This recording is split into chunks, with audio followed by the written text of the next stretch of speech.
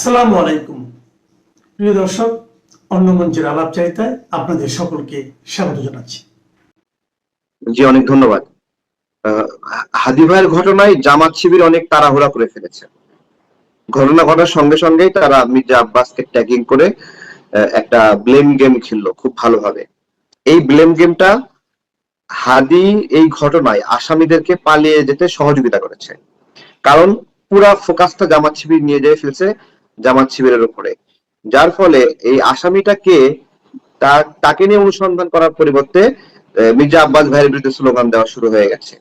এই সময়টাতে জুম্মার পরে ঘটনা ঘটলো না, সন্ধ্যা পর্যন্ত মির্জা আব্বাস ভাইকে নিয়ে ওরা ব্যাপক তৎপরতা দেখিয়েছে, অর্থাৎ 6 ঘন্টার মতো সময় নিয়ে দেওয়া হয়েছে আসামিদেরকে পালিয়ে দেওয়ার জন্য।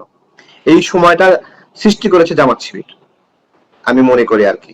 এবং কেন করেছে জানি না, কিন্তু তারা হয়তোবা রাজনৈতিক ভাবে মির্জা আব্বাস ভাইকে আঘাত করতে চেয়েছে, সেই কারণে হয়তোবা তারা খুনির কেউ না, কিন্তু ওই আঘাত করতে গিয়েও এটা বাস্তবতা যে সরকার, আইন শৃঙ্খলা রক্ষাকারী বাহিনী এই মানে খুনিদেরকে ধরতে পারলো না। এটাই হলো একটা বিষয়। সাকসেস রেট 0 খুনিদেরকে পাওয়ার ক্ষেত্রে, এবং তাদেরকে পুরো রাতটা সময় দেওয়া হলো যে তারা যেন সেফ এক্সিট নিতে পারে, নিরাপদে কোথাও যেতে পারে। তো এটাই আর কি, আপনারা যেটা দেখছেন আমরাও এটা দেখছি। এবং এখন যেটা হয়েছে যে এই ঘটনাকে কেন্দ্র করে রাজনৈতিক ভাবে আরো কিছু মানুষকে স্যাবোটেজ করার চেষ্টা করছে। পুরনো বক্তব্য, তারপরে পুরনো ঘটনা, এগুলোকে এনে পেঁচানোর চেষ্টা করছে। মূল যে খুনি, সেই সিসিটিভি ফুটেজ পর্যবেক্ষণ করা, সিসিটিভি ফুটেজে 2-3টা ফুটেজ আসছে। ঢাকা শহরে কি মাত্র 2-3টা সিসি ক্যামেরা? অসংখ্য সিসি ক্যামেরা আছে। ওই বাইক কোথাও না কোথাও গিয়ে থেমেছে, সেখানে গিয়ে কাপড় পরিবর্তন করেছে, তারপরে আবার অন্য একটা বাহনে গেছে বা কাপড় পরিবর্তন করে গেছে। এই কোনো কিছুতে সার্ভিলেন্সের বাইরে না। হয়তো পুলিশ চেষ্টা করছে, কিন্তু ফলাফল এখন পর্যন্ত আমরা হাতে পেলাম না। এটাই আর কি, আপনারাও পাইনি, আমরাও পাইনি। এটাই পেলে ভালো হতো। অনেক নির্দোষ মানুষকে দোষারোপ করছে, রাজনৈতিক ভাবে ফায়দা নেওয়ার চেষ্টা করছে, ওই ফায়দাটা আর নিতে পারতো না। খুনি কারা আমরা জানি না, তবে ফায়দা লুটতে চাই তাদেরকে আমরা জানি। জামাত শিবির চেষ্টা করেছে সারাক্ষণ, সাদিক কায়েম চেষ্টা করেছে, তারা দলের একবার যান প্রান্তে চেষ্টা করেছে। জুমা তো লাজ লজ্জা সব ছেড়ে মির্জা আব্বাসের উপর হামলেই পড়লো। মির্জা আব্বাস ভাইদের অনেকের গায়ে হাত দিল, ওখানে ছেলে পেলে অনেকে যারা জামাত শিবিরের সাথে সম্পৃক্ত, তারা তাদের আমিরকে নারায়ে তাকবীর দিয়ে স্লোগান দিয়ে অভিনন্দন জানালো, আর মির্জা আব্বাস ভাইকে সাথে হ্যারাসমেন্ট করলো। পুরো ঘটনায় ঘিরে ফেলেছে হাদিকে। এরপর এই ঘটনার পরে জামাত শিবির বলছি, এই খুনিরা তো পরিচয় প্রকাশ পায়নি। ধরেন আওয়ামী লীগের তারাই এই ঘটনা ঘটিয়েছে ধরুন, ঠিক আছে, তার জন্য অন্য আওয়ামী লীগকে বা গড়পড়তা সবকিছুকে, বা সেটাও না, এটা আমরা চাই বের হোক। আওয়ামী লীগ যদি করে থাকে আওয়ামী লীগের বিষয়টা ধরুক না, এই অপরাধীদেরকে ধরলে তো অনেকের বিষয় বের হয়ে আসে। যে এই 3 দলের সাথে বৈঠক করে কি কোনো সমাধান হয়? তারাই কি একমাত্র বাংলাদেশে আরো রাজনৈতিক দল আছে না? 3 দলের সাথে তো বারবার বসে, তাহলে শান্তি কেন ফিরে আসে না? এই 3 দল তো এনাফ না শান্তি প্রতিষ্ঠা করার জন্য। এই যে এনসিপি কে এখানে বসিয়েছে, বিএনপি জামাতের সঙ্গে বসিয়ে ভাব নেয় এনসিপি এত বড় একটা দল, কেউ দাম দেয় না, বিএনপির সাথে বসিয়ে দাম বাড়ানোর চেষ্টা করে ডক্টর ইউনূস। তাদেরকে দিয়ে যে হয় না, তার তো প্রমাণিত হচ্ছে, তাই না? একটা সোশ্যাল রিকনসিলিয়েশন দরকার, সামাজিক সমন্বয় দরকার। আমরা কমিউনিটি পুলিশিং বলি না, যে পুলিশিং কমিউনিটি কখন করে, যে পুলিশ একা একা চোর ধরতে পারছে না, অপরাধীদের ধরতে পারছে না, তখন সমাজের মানুষদেরকে নিয়ে একটা কমিউনিটি ওয়ার্ক করে। তেমনি রাজনীতিতে যে 3 দল মিলে যা করতেছে, এই যে আপনার হলো বিএনপি, ঠিক আছে, তাদের গার্ডস আছে, তারা বাংলাদেশের প্রধান স্টেক হোল্ডার, ঠিক আছে, কিন্তু জামাত কি বাংলাদেশের প্রধান স্টেক হোল্ডার? 5% মানুষের প্রতিনিধিত্ব করে হয়তোবা, সেটা কি প্রধান স্টেক হোল্ডার হয়? আর এনসিপি কি 1% মানুষেরও প্রতিনিধিত্ব করে বাংলাদেশের? বাকি বাংলাদেশের নাগরিকরা কি হাওয়া? 3 দলকে মিলে আপনারা হলো তারা সবকিছু করে ফেলবে, তা করতে করে না কেন? হোক না, হলে তো দেশের ভালো হয়। পারে না তো তারা? তাদের হুকুমত কি আছে কোথাও? তাদের হুকুমত স্কুল, কলেজ, মাদ্রাসা, বাজার, লঞ্চ ঘাট, বন্দর, কোথাও তাদের হুকুমত আছে? তাদের কথা কেউ দাম দেয়? অনেকবার বলেছি আমরা, দেখেন আমরা এটা অনেকবার বলেছি, বললাম না, ডক্টর ইউনূস এনসিপি কে প্রমোট করার একটা প্যাকেজ নিয়ে আসছে। ছেলেপেলে পারে না, ভার নিতে পারে না, তারপরেও এদেরকে সামনে আগায় দেয়। লোড নিতে পারতেছে না, বেকার হয়ে গেছে লোড ভারে, ঠিক আছে? নিতে পারে না, তারপরে এদের চাপায় দেয়, বিএনপির পাশে বসায় হাতি হাতি হাতি হিসেবে উপস্থাপন করার চেষ্টা করে। কিন্তু মানে হাতির বাচ্চা তো দূরের কথা, ইঁদুরের মতো তার মানে শারীরিক অবয়ব, তাকে দিয়ে আপনি ভার বহন করার জন্য দেন, কিন্তু যারা ভার বহনে সক্ষম তাদেরকে এখানে সংযুক্ত করা হয় না। এখানে অনেক রাজনৈতিক দল আছে, ইসলামী আন্দোলন আছে, গণ অধিকার আছে, জাতীয় পার্টি আছে, আরো 30টা দল আছে। তারপরে আর আওয়ামী লীগ কেন বাইরে থাকবে আলোচনা? বাইরে রেখে কি লাভ হয়? আপনি আপনি রিকনসিলিয়েশন বোঝেন, সমন্বয় বোঝেন, সামাজিক সমন্বয়? এক আন্দোলনে পুরা সোসাইটির 20% নাগরিককে আপনারা সিস্টেমের বাইরে রাখবেন, এভাবে এভাবে শান্তি আসবে? বলতে পারেন টাইট দেন, টাইট দেন, ভাই টাইট দিলে টাইট হয়, কিন্তু ছিঁড়েও যায়, ভেঙেও যায়, ফেটেও যায় টাইট দিলে। ঠিক আছে? তো তখন কিভাবে নিয়ন্ত্রণ করবেন? আমরা বারবার বলছি, আমাদেরকে এই সংকটের সময়ও আমরা সাহস নিয়ে বলছি যে সামাজিক সমন্বয় প্রয়োজন, সামাজিক চুক্তি প্রয়োজন, সকল রাজনৈতিক দলগুলো নিয়ে শান্তির আলাপ প্রয়োজন। সেটা না করে 2-3টা দলকে ডেকে আনে, এত এত পারে শান্তি প্রতিষ্ঠা হয় না কেন? না, এটাই তো, এটা পলিটিক্যালি 3টে দলকে নিয়ে এটা তো একটা মার্কেটিং বলে এটাকে, হ্যাঁ, মার্কেটিং অ্যাটিটিউড। এটা এই যে মার্কেটিং গুলো করছে, এটা তো নির্বাচনের লেভেল প্লেইং ফিল্ড নষ্ট করছে। এগুলো এগুলো তো লেভেল প্লে, অন্যান্য রাজনৈতিক প্রক্রিয়াকে অবমূল্যায়ন করা হচ্ছে। তাদের যে সম্ভাবনা আছে, তারা যে গ্রো করবে, এগুলো তো শয়তানি করছে এগুলো। এই সরকারে থাকলো, সরকারের থাইকা আপনার হলো বিষয়টা এরকম যে এই সরকারের উপদেষ্টারা এতদিন সরকার চালালো, এখন এই সরকার চালানোর মধ্যে নির্বাচন এতদিন দিল না, এখন অতিরিক্ত একটা টাইম নিশ্চিত করছে। সেই আপনার ওই যে ফুটবল খেলার নিয়ম দেখেননি, যে পুরো 90 মিনিট খেলার পরে একটা সমাধান না হওয়ার পরে এক্সট্রা টাইম দেয়, এক্সট্রা টাইমে গিয়ে তখন আবার খেলে। তো এখন এক্সট্রা টাইমেও গোল হচ্ছে না, তখন উপদেষ্টারা নিজেরাই নেমে গোল দেওয়া শুরু করে দিচ্ছে, যে আমরাও এখন খেলোয়াড়, আমরা রেফারি না। উপদেষ্টা নিজেরা গোল দেওয়া শুরু করবে। এখন বিষয় হচ্ছে যে গোলগুলো কাউন্ট হবে কিভাবে, মানে সেগুলো কি কাউন্টিং এর পর্যায়ে তাদের যেভাবে ভাল লাগবে লিখবে, তাদের হাতে ক্ষমতা আছে, লিখবে। জনগণ দেখছে, দেখতে দেখতে কোন সময় কি হয় বলা যায় না। আমার কথা হচ্ছে তাহলে এই নির্বাচনের ভবিষ্যৎটা কি? নির্বাচনের ভবিষ্যৎ হলো বিএনপি যদি নির্বাচিত হয়, বিএনপি তো নির্বাচিত হবে আমরা বিশ্বাস করি, তাদেরই হওয়া উচিত। স্বাধীনতার পক্ষের দল হিসেবে আপনার হলো বিএনপি ছাড়া তো এই মুহূর্তে কেউ রাজনীতির মাঠে ফাংশন করছে না, তাই না? আওয়ামী লীগ তো মাঠের বাইরে। তো বিএনপি কিন্তু জিততে হবে, দেশের জন্য, সার্বভৌমত্বের জন্য জিততে হবে। নাকি আমরা যারা সার্বভৌমত্বের বিরোধী শক্তি, হ্যাঁ, স্বাধীনতার বিরোধী শক্তি বললে ওই আগের বয়ান লাগে, এই জন্য বলতেছি সার্বভৌমত্বের বিরোধী শক্তি। ঠিক আছে? তারা সার্বভৌমত্ব বলে না, তারা কি সার্বভৌমত্বের পক্ষের ইস্টাবলিশমেন্ট নাকি?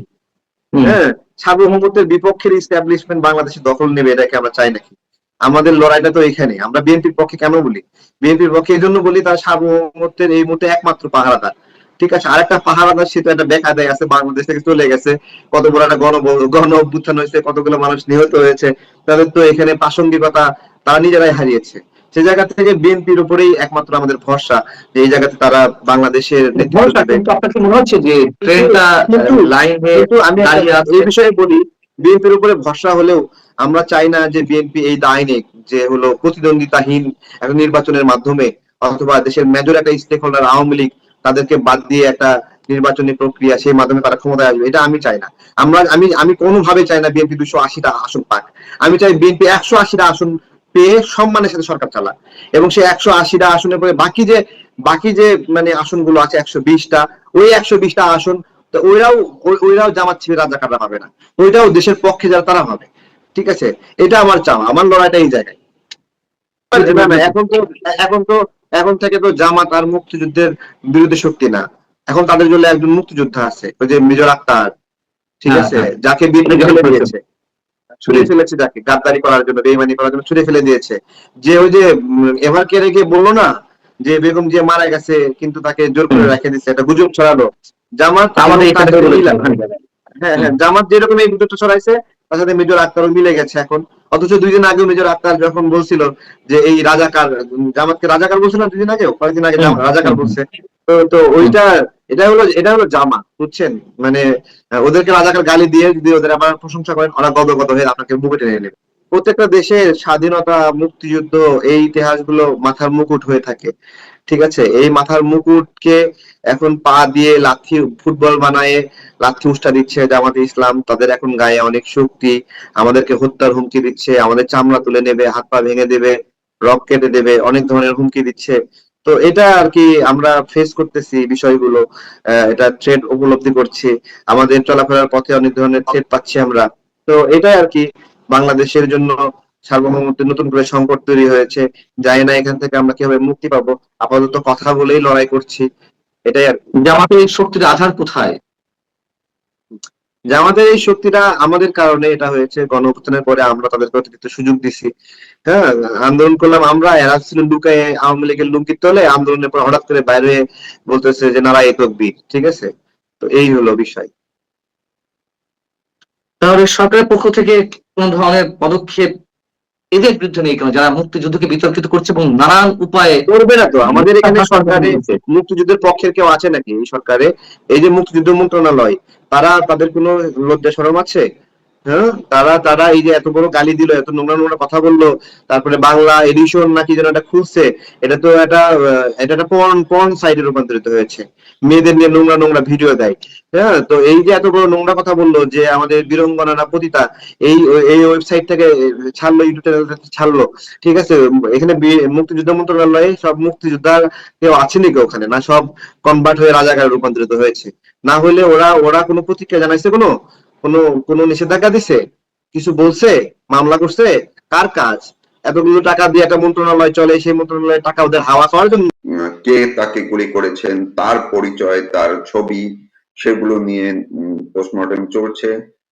আর আরো গুরুত্বপূর্ণ বিষয়টি হচ্ছে, যিনি বা যে তাকে গুলি করেছে বলে আলোচনা চলছে, সেই ব্যক্তিটিকে এই হাদির সঙ্গেই দেখা গেছে। হাদির সঙ্গে তার ওঠা বসা, জানাশোনা, এবং ঘটনার কিছুক্ষণ আগেও একই জায়গায় তারা ছিলেন, তাদেরকে দেখা গেছে, এবং তখন মুখোশ পরা ছিলেন, অর্থাৎ মাস্ক ব্যবহার করছিলেন। এই বিষয়গুলো নিয়ে মেইন স্ট্রিমের মিডিয়াতে, পাশাপাশি সামাজিক যোগাযোগ মাধ্যমে যে ঝড় চলছে, সেগুলো আমি গত দুদিন ধরে একটু ভালোভাবে পর্যবেক্ষণ করছিলাম। ফলে আমি এই ইস্যু নিয়ে অন্তত পক্ষে নিজে কোনো কথা বলিনি, কিন্তু এই দুদিন ধরে বিশ্লেষণ করে বিভিন্ন জনের সামাজিক অভিমত, প্রতিক্রিয়া, এবং তদন্তের জায়গাগুলোতে মেইন স্ট্রিমের নিউজগুলো সবগুলো আমি পর্যবেক্ষণ করেছি। ছবিগুলো খুব খুঁটিয়ে খুঁটিয়ে আমার পক্ষে যতটা দেখা সম্ভব হয়েছে আমি করেছি। এইখানে যে ঘটনাটি ঘটেছে, তিনি যে গুলির শিকার হয়েছেন, এটি নিয়ে কোনো বিভ্রান্তির সুযোগ নেই। তিনি গুলিবিদ্ধ হয়েছেন, আহত হয়েছেন, তার মাথায় গুলি লেগেছে। এখন যাকে বলা হচ্ছে যে ঘাতক হিসেবে, তিনি তো তার সঙ্গেই ছিলেন। আমি কিন্তু আমার নিজের জায়গা থেকে যে কথাটুকু বলছি, সেটি আমি আবার বলছি, সবকিছু বিশ্লেষণ করে দেখে শুনে আমার কাছে যেই জিনিসটি মনে হচ্ছে সেটি আমি বলছি। আমার কাছে কিন্তু যদি একটি প্রশ্ন উঠে আসে, এবং সামাজিক যোগাযোগ মাধ্যমেও আমি এই প্রশ্নটি দেখেছি, যার সারমর্ম দাঁড়াচ্ছে, এটি কি কোনো পরিকল্পিত ভিন্ন কোনো গ্রুপের পরিকল্পিত আক্রমণ? হাদিকে হত্যার জন্য গুলি করা হয়েছিল? সেটি বিএনপির লোকজন করেছে, নাকি জামাতের লোকজন করেছে, নাকি এনসিপির লোকজন করেছে? আবার আওয়ামী লীগের কথাও বলা হচ্ছে, ঘাতকের পরিচয় দেওয়া হচ্ছে সাবেক ছাত্রলীগ ইত্যাদি সবই। আবার সাদিক কায়ুম, যিনিও সাবেক ছাত্রলীগের নেতা, তিনিও ডাক দিয়েছেন গণ অভ্যুত্থান করবেন আরেকটি, বহু কিছু। কিন্তু এসবের মধ্যে বারবার যদি আপনারা ছবিটি একটু মিলিয়ে দেখেন, ছবিতে ঘটনার আগে যখন হাদির সঙ্গে এই ঘাতককে, কথিত ঘাতককে, এখনো নিশ্চিত না, ফলে কথিত ঘাতককে যে দেখা যাচ্ছে, সেটিও যদি আপনারা একটু মিলিয়ে দেখেন, আমি আমার এই লাইভের সময় আমি এগুলো নিয়ে আসলাম না বা দেখালাম না এই কারণে যে সময় নষ্ট হবে। আপনাদের সবার হাতে মোবাইল আছে, আপনারা চাইলেই দেখতে পারবেন, মিলিয়ে নিতে পারবেন, নিজেদের মতো করে বিশ্লেষণ করার সুযোগ পাবেন। সবকিছু মিলিয়ে ওই যে প্রশ্নের কথা বললাম, সেই প্রশ্নটি হচ্ছে, তাহলে কি হাদি, যিনি ইনকিলাব মঞ্চের সমন্বয়কারী, আহ্বায়ক বা সভাপতি, যাই বলি, নেতা, তিনি কি নিজেই এই ঘাতককে ভাড়া করেছিলেন, কেন? তিনি একটি নাটক সাজাতে চেয়েছিলেন কিনা এই প্রশ্নটি এর মধ্যে নিহিত আছে। এমন কি হতে পারে যে তিনি এই ঘাতককে এমন ভাবে নির্দেশ দিয়েছিলেন তার আশপাশ দিয়ে গুলি চলে যাবে, যেটি তিনি তার প্রতিদ্বন্দ্বী প্রার্থীদের আগাম একটি নোটিশ দিতে পারেন, জাতিকে মানুষকে দেখাতে পারেন যে প্রতিদ্বন্দ্বীরা তাকে হত্যার চেষ্টা করেছিল, তার গায়ে গুলি করার চেষ্টা করেছিল এবং তিনি অল্পের জন্য প্রাণে রক্ষা পেয়েছেন এবং তিনি নির্বাচনে বিজয়ের একটি মোক্ষম একটি আবহাওয়া তৈরি করতে পারবেন। এই কথাটির কারণটি হচ্ছে বাংলাদেশের ইতিহাসে আপনারা ইতিহাস ঘেঁটে দেখেন এরকম ঘটনা ঘটেছে। নিজে সাজিয়ে আক্রমণের শিকার হয়েছেন, নাটক করেছেন, মার খেয়েছেন, আশপাশ দিয়ে গুলি চলে গেছে, এরকম ঘটনা কিন্তু আমরা দেখেছি এবং ধরাও পড়েছে। আমি বারবার বলছি, ধরাও পড়েছে। ফলে এই অঙ্কটি একদম যে উড়িয়ে দেওয়ার মতো আমার কিন্তু তা মনে হয় না। দেখুন, গুলি কিন্তু মাত্র একটি গুলি লেগেছে। যদি এই ঘাতক অন্য কোনো গ্রুপের মাধ্যমে এই আক্রমণের শিকার হতেন, নিশ্চিতভাবেই একটি গুলি করে ঘাতক পালিয়ে যাওয়ার কথা নয়। আপনারা মাত্র কদিন আগে দেখেছেন কোথায় কোথায় গুলি হয়েছে। ঘাতকরা যখন গুলি করে, এই যে কয়েকদিন আগে একজন কোন এক যুবলীগের যুব দলের নেতাকে হত্যা করা হয়েছে, আপনারা দেখেছেন যে কতবার গুলি করেছে, নিশ্চিত করেছে, আবার সামনে এগিয়ে গিয়েও আবার গুলি করেছে, তারপরে মোটরসাইকেল উঠে চলে গেছে।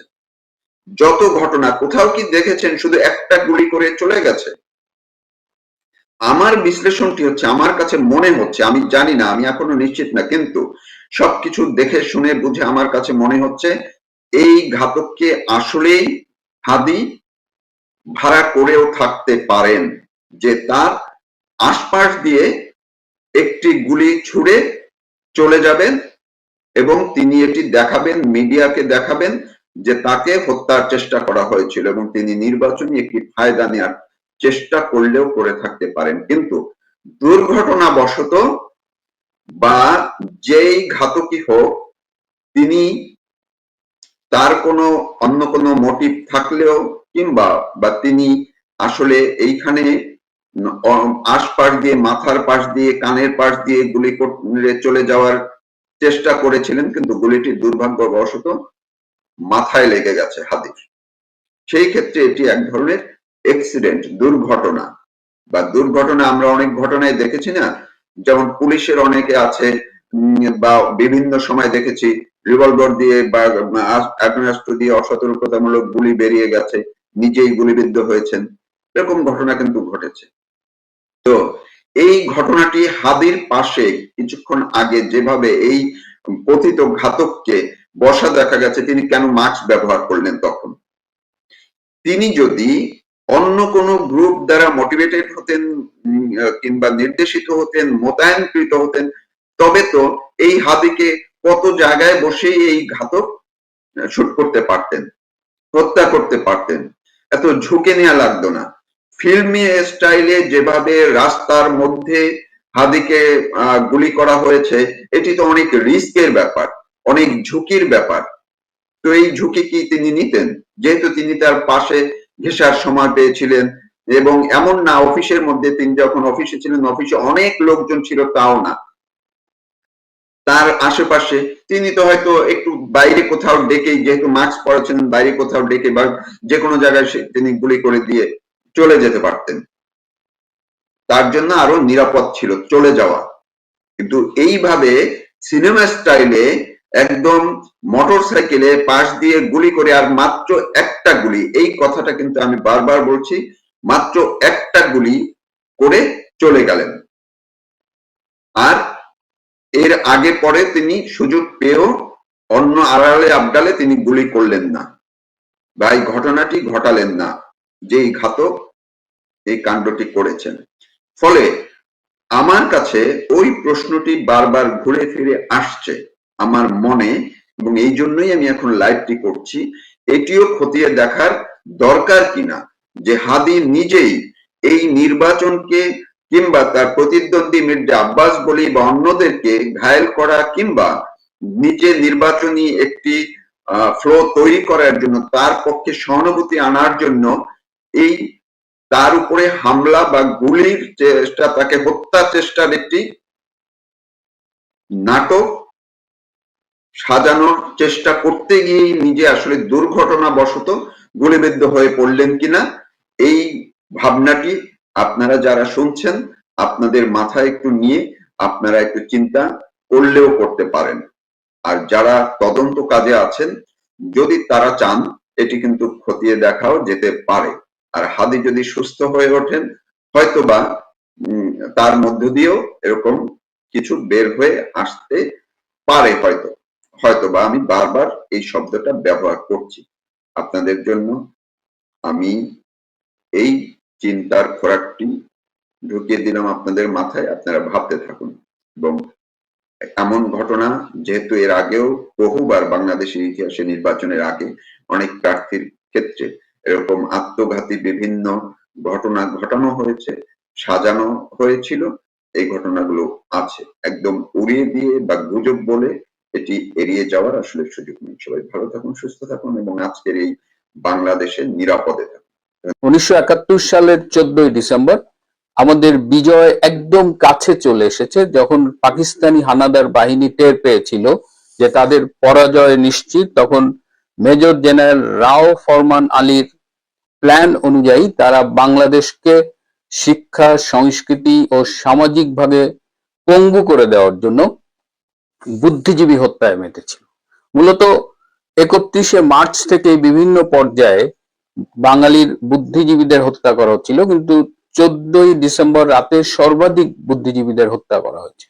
আজকে সেই দিন 14ই ডিসেম্বর আমরা শ্রদ্ধার সাথে স্মরণ করি বাংলাদেশের সকল শহীদ বুদ্ধিজীবীদের।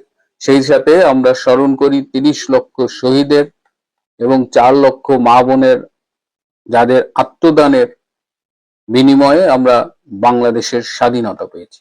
আমি শ্রদ্ধার সাথে আরো স্মরণ করি সর্বকালের শ্রেষ্ঠ বাঙালি, বাঙালির জাতির পিতা এবং যার নেতৃত্বে, যার নামে আমাদের মুক্তিযুদ্ধ পরিচালিত হয়েছে, সেই মহান নেতা বঙ্গবন্ধু শেখ মুজিবুর রহমানকে। আজকে বাংলাদেশে একটি সরকার রয়েছে যারা মুক্তিযুদ্ধের চেতনাকে ধারণ করে না, সুতরাং স্বভাবতই জাতীয় পর্যায়ে শহীদ বুদ্ধিজীবী দিবস যতটা শ্রদ্ধার সাথে, গুরুত্বের সাথে পালিত হবার কথা, সেটা এখন আর হয় না। 16ই ডিসেম্বর বিজয় দিবসের প্যারেড গত বছরও হয়নি, এবছরও হবে না। তারপরেও দেশে বিদেশে যথেষ্ট ভাব গাম্ভীর্যের সাথে এই দিবসটি পালিত হচ্ছে। আমাদের সিডনিতে আজকে পালিত হচ্ছে আওয়ামী লীগের উদ্যোগে। আজকে আমি নিউক্যাসল গিয়েছিলাম, নিউক্যাসলে সেখানে একটা বাংলা স্কুল আছে, সেখানে ছোট ছোট ছেলেমেয়েরা বাংলা শেখে, তারা আজকে শহীদ বুদ্ধিজীবী দিবস পালন করেছে। এই বুদ্ধিজীবী দিবসটির সাথে অনেক শোক জড়িত। আমি ঢাকা মেডিকেল কলেজে পড়তাম, আমাদের দুজন শ্রদ্ধেয় বরেণ্য চিকিৎসক, শহীদ ডাক্তার ফজলে রাব্বি এবং শহীদ ডাক্তার আলিম চৌধুরী। ফজলে রাব্বি এবং আলিম চৌধুরী দুজনই অধ্যাপক ছিলেন, তারাও এই দিনে শহীদ হয়েছিলেন। বুদ্ধিজীবী দিবসের কথা যখন বলছি, যখন শ্রদ্ধার সাথে স্মরণ করছি, আমার এক ছোট বোনের বাবা শহীদ বুদ্ধিজীবী শহীদ আলতাফ মাহমুদ, তিনি অবশ্য আগস্ট মাসের শেষে শহীদ হয়েছিলেন। তেমনি অনেকেই, অনেক বুদ্ধিজীবী আমাদের এই স্বাধীনতার জন্য আত্মাহুতি দিয়েছিলেন।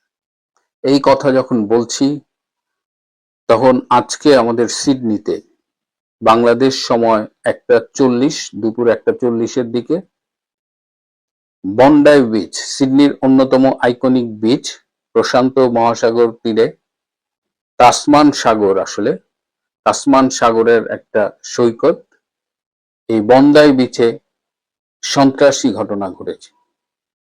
এখানে অস্ট্রেলিয়ার জিউস সম্প্রদায় তাদের ঐতিহ্যবাহী ধর্মীয় উৎসব হানুকা পালন করছিলেন। এই হানুকা একটা খুব ঐতিহাসিক উৎসব। প্রায় 2000 বছর আগে জেরুজালেমে তারা তাদের একটি উপাসনালয় পুনরুদ্ধার করেছিলেন এবং সেখানে উপাসনালয়ে বাতি জ্বলবার জন্য একদিনের তেল ছিল, কিন্তু অলৌকিকভাবে 8 দিন সেই উপাসনালয়ে বাতি জ্বলেছিল এবং যে কারণে হানুকা উৎসবটি 8 দিন ধরে হয়। আজকে ছিল সেই উৎসবের প্রথম দিন। সাধারণত তাদের ক্যালেন্ডার অনুযায়ী, ধর্মীয় ক্যালেন্ডার অনুযায়ী নভেম্বর ডিসেম্বরের দিকে হয়। তো আজকে সেখানে 1000 খানেকের বেশি জিউস সম্প্রদায়ের লোকজন উপস্থিত ছিলেন। এছাড়া বন্দাই বিচে অনেক পর্যটক, স্থানীয় লোকজন উপস্থিত থাকেন। সেই সময় হঠাৎ করে কয়েকজন সন্ত্রাসী উপস্থিত হয়ে র্যান্ডম গুলিবর্ষণ করেন এবং শেষ খবর পাওয়া পর্যন্ত 11 জন নিহত হয়েছেন, 18 জন হাসপাতালে আছেন এবং আরো অনেককে লোকালি প্যারামেডিক্সরা ট্রিটমেন্ট দিয়েছেন। এই যে 12 জন নিহত হয়েছেন তার মধ্যে একজন সন্ত্রাসী, সে পুলিশের গুলিতে নিহত হয়েছেন, আর আরেকজন সন্ত্রাসী গ্রেপ্তার হয়েছেন। সিডনি জুড়ে শোক বিরাজ করছে এবং আমরা সবাই ভীষণ শোকার্ত, কারণ অস্ট্রেলিয়া একটা শান্তিপূর্ণ দেশ। যে কোনো শহর বলেন, সিডনি বলেন, এটা আমাদের অস্ট্রেলিয়া না। আমরা যে অস্ট্রেলিয়াকে চিনি সেই অস্ট্রেলিয়া সন্ত্রাসের দেশ না। স্বভাবতই আজকে আমাদের টেলিভিশন বা অন্যান্য সংবাদ মাধ্যম জুড়ে এই বন্দাই বিচের এই ঘটনা প্রচারিত হচ্ছে এবং আমরা সবাই ভীষণ শোকার্ত। মানে একদিকে 1971 সালের 14ই ডিসেম্বর আমাদের বুদ্ধিজীবীদের হত্যা করা হয়েছিল, হায়েস্ট নাম্বার এদিন হত্যা করা হয়েছিল, এবং বুদ্ধিজীবীদের যারা হত্যা করেছিল পাকিস্তানি হানাদার বাহিনী এবং তাদের সহযোগী যারা ছিলেন রাজাকার আল বদর আল শামস। এই আল বদর আল শামস রাজাকার এদেরই উত্তরসূরি হলো আজকের জামাত শিবির। তো আজকের জামাত শিবিরের আচরণ দেখেই বোঝা যায় যে 71-এ তাদের পূর্বসূরীরা কি নৃশংস ছিল। তো এই দিনেই সিডনিতে এরকম একটা মর্মান্তিক ঘটনা ঘটলো এবং জীবনের ঝুঁকি নিয়ে পুলিশ এই ঘটনা ট্যাকেল করেছে। একটা ভিডিও দেখলাম যে একজন অস্ত্রধারী গুলি করছে এবং পেছন থেকে দৌড়ে গিয়ে যেভাবে নিজের জীবনের ঝুঁকি নিয়ে পেছন থেকে যেভাবে জাপটে ধরলেন এবং তার হাত থেকে বন্দুকটা ছিনিয়ে নিলেন। Look at this. Sneaking up from behind a car in the car park at Bondi and tackling him. Managing to rest. আজকে পুরো অস্ট্রেলিয়া জুড়ে এই জিউস কমিউনিটির প্রতি সংহতি জানানোর দিন, তাদের পাশে দাঁড়ানোর দিন, তাদের শোকে সমব্যথী হবার দিন। আমরা সবাই মর্মাহত। আমরা যারা মারা গেছেন সেই সব নিহতদের আত্মার শান্তির জন্য দোয়া করি, তাদের পরিবারের সবার প্রতি সমবেদনা জানাই।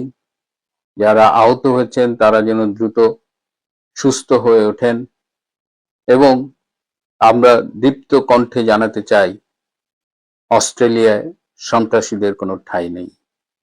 প্রিয় বন্ধুরা, আজকে অন্য একটা বিষয় নিয়ে কথা বলবার পরিকল্পনা ছিল, কিন্তু মনটা খুব খারাপ। এই পর্বটা এ পর্যন্তই।